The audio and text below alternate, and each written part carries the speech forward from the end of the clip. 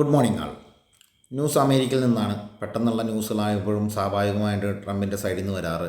ഇന്നലെ US Stokes എല്ലാം പോസിറ്റീവിൽ പോകുമായിരുന്നു, നല്ല പോസിറ്റീവ് ട്രെൻഡിൽ പോയിക്കൊണ്ടിരിക്കുന്ന മാർക്കറ്റിൽ പെട്ടെന്നാണ് ഒരു ന്യൂസ് വരുന്നത്.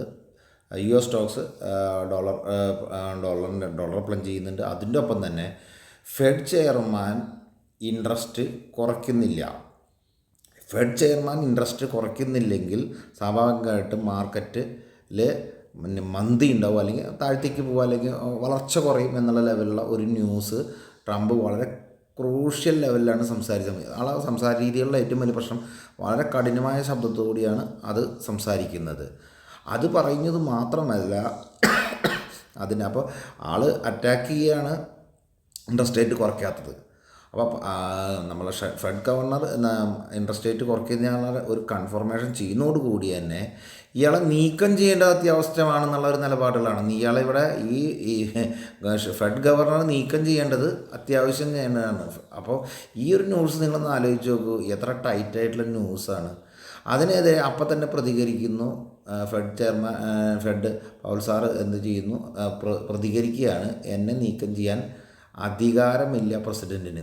ഓക്കെ ഈ 2-3 ക്ലോസ് വെച്ചിട്ടാണ് ഇന്നലെ പെട്ടെന്ന് ഈ ന്യൂസ് വന്നതോടുകൂടി ഈ നിലയ്ക്കാണെങ്കിൽ അവിടെ തളർച്ചയുണ്ടാവും എന്നുള്ള ഉറപ്പിക്കുന്ന ഒരു വേർഡ് ട്രംപ് ചെയ്യുന്നതും ഇതുതന്നെയല്ലേ ഫെഡ് ഗവർണറും ചെയ്യുന്നത്.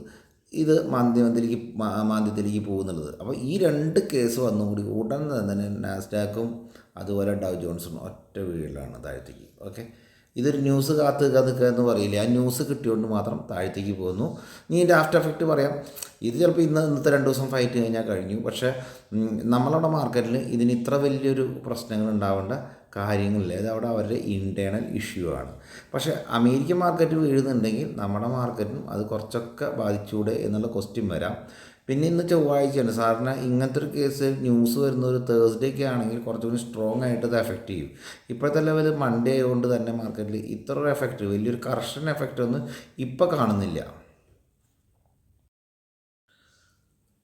സ്റ്റീൽ കമ്പനികളെ സംരക്ഷിക്കാൻ വേണ്ടി എന്ന് പറഞ്ഞാൽ ഇപ്പം തന്നെ നിങ്ങൾ ആദ്യത്തെ എഫക്റ്റ് ഫസ്റ്റ് സ്റ്റാർട്ടായി കഴിഞ്ഞിട്ടുണ്ടെന്ന് പറഞ്ഞാൽ ട്രംപിൻ്റെ എഫക്റ്റുകൾ പതുക്കെ സ്റ്റാർട്ടാവാൻ തുടങ്ങിയിട്ടുണ്ട്.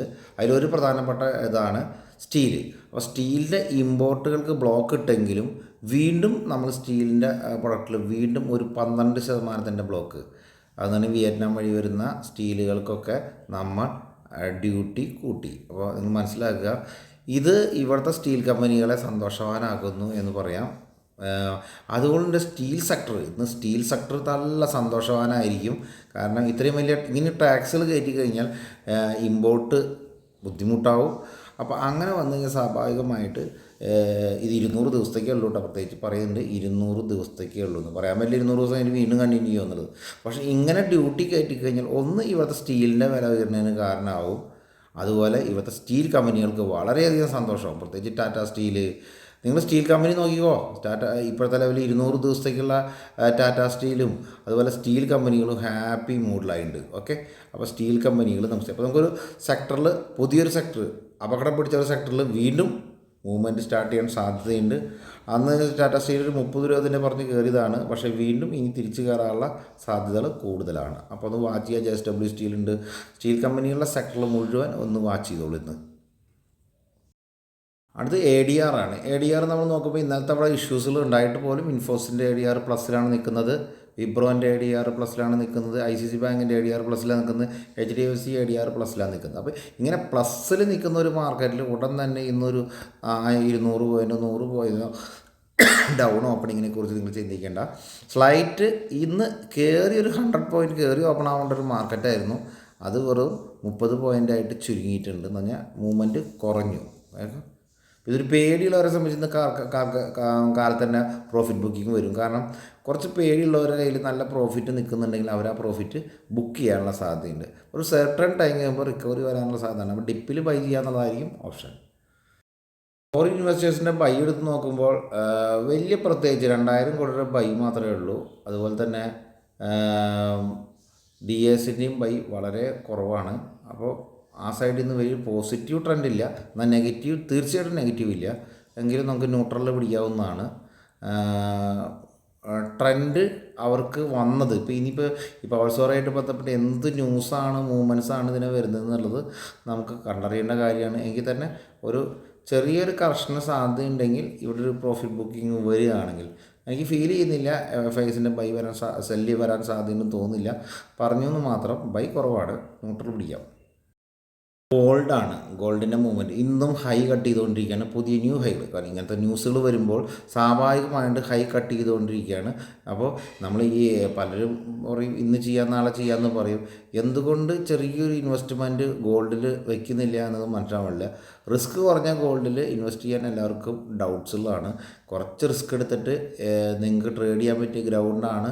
MCX വേണമെങ്കിൽ ട്രേഡ് ചെയ്യാവുന്നതാണ്. അതുപോലെ തന്നെ ഈ ഗോൾഡ് ETF ഗോൾഡ് ETFs കളിക്കാവുന്നതാണ്. ഗ്രാം ബേസുള്ള ഏതെങ്കിലും ഗ്രാം ബേസിലും ഇത് വാങ്ങാവുന്നതാണ്. അപ്പോൾ ഈ രീതിയിലുള്ളൊരു ബൈ അല്ലെങ്കിൽ മ്യൂച്വൽ ഫണ്ട്സുകളിലെ ബൈ എടുക്കാവുന്നതുമാണ്. കൺക്ലൂഡ് ചെയ്യുമ്പോൾ നമുക്ക് തോന്നുന്നത് ഈ മാർക്കറ്റിൽ സംഭവിക്കാൻ പോകുന്ന സാധ്യത കൺക്ലൂഡ് ചെയ്യുമ്പോൾ ഒന്ന്, മാർക്കറ്റിൽ ഒരു പ്രോഫിറ്റ് ബുക്കിംഗ് അതിന് സാധ്യത ഇവിടെയുണ്ട്. ചെറിയ രീതിയിലുള്ള പ്രോഫിറ്റ് ബുക്കിംഗ് ഉണ്ടാവും. എപ്പോഴും ഇങ്ങനത്തെ പ്രോഫിറ്റ് ബുക്കിംഗ് ചെയ്യുന്നത് നമ്മളെ പബ്ലിക്കായിരിക്കും. അപ്പോൾ ഇതിൽ ആ ലെവലിലെ ചെറിയൊരു പ്രോഫിറ്റ് ബുക്കിംഗ് വരാം. 2, FISൻ്റെ വലിയ സെല്ലിങ് വരും, നമുക്കറിയില്ല. സാധാരണ ഒരു 10:30 ആകുമ്പോഴാണ് ഇതിൻ്റെ എഫക്റ്റ് വരിക. അപ്പോൾ 10:30 വരെ കഴിഞ്ഞിട്ടും അല്ലെങ്കിൽ 11 കഴിഞ്ഞിട്ടും പ്രോഫിറ്റ് ബുക്കിംഗ് വന്നൊന്നും ഇല്ലെങ്കിൽ അതൊരു വിഷയമല്ല. മാർക്കറ്റ് വീണ്ടും റിക്കവറിക്കുള്ള സാധ്യത കുറച്ചുകൂടി കൂടുതലായിരിക്കും. ഇപ്പോഴത്തെ ഇതിൽ നിങ്ങൾക്കറിയാം, മാർക്കറ്റ് ഇപ്പോൾ നിൽക്കുന്നത് ഒരു 7 പോയിൻ്റാണ് പ്ലസ് ഉള്ളത് നിഫ്റ്റിയുടെ ഫ്യൂച്ചറിന്. അപ്പോൾ ഈ സെക്ടറിലും അത്ര നെഗറ്റീവായിട്ട് എടുക്കാൻ പറ്റുള്ളൂ. 10 പോയിൻറ്റ് 20 പോയിൻറ്റ് ഇങ്ങനെ മിക്സായിട്ട് നിന്നുകൊണ്ടിരിക്കുന്നത്. സ്വാഭാവികമായിട്ടും നമുക്ക് തോന്നുന്നത് മാർക്കറ്റിൽ ഹെവി കറക്ഷൻസിന് സാധ്യതയില്ലെങ്കിലും മാർക്കറ്റ് സൈഡ് വൈസ് ആക്കാനുള്ള സാധ്യതയുണ്ട്. സൈഡ് വൈസ് അപ്പോൾ പല ഷെയർസുകളും നമ്മൾ മുകളിൽ സെല്ല് ചെയ്യും, താഴെ കവർ ചെയ്യും. ഈ രീതിയിലുള്ള വർക്ക് ആവാൻ സാധ്യത. മുകളിൽ സെല്ല് ചെയ്യും, താഴെ കവർ ചെയ്യും. ഈ ഒരു വർക്ക് ആയിരിക്കും മാർക്കറ്റിൽ ഉണ്ടാവാൻ സാധ്യത എന്ന് ഞാൻ വിചാരിക്കുന്നു. അപ്പോൾ ട്രെൻഡ് നോക്കി ഇത് 2 സൈഡിലും കളിക്കാം. പുട്ട് കാളും കളിക്കുന്ന ആൾക്കാരോട് ഇന്നലെ വരെ നമ്മൾ പറഞ്ഞിരുന്നത് പുട്ട് എടുക്കേണ്ട കാര്യമില്ല എന്നുള്ളതാണ്. ഇനിയിപ്പോൾ നമ്മൾ പറയുന്നു കോളും പുട്ടും ഒരുമിച്ച് ചെയ്യാൻ ശ്രമിക്കുക. പുട്ടും കോളും ഒരുമിച്ച് ചെയ്യുക. Okay, thank you.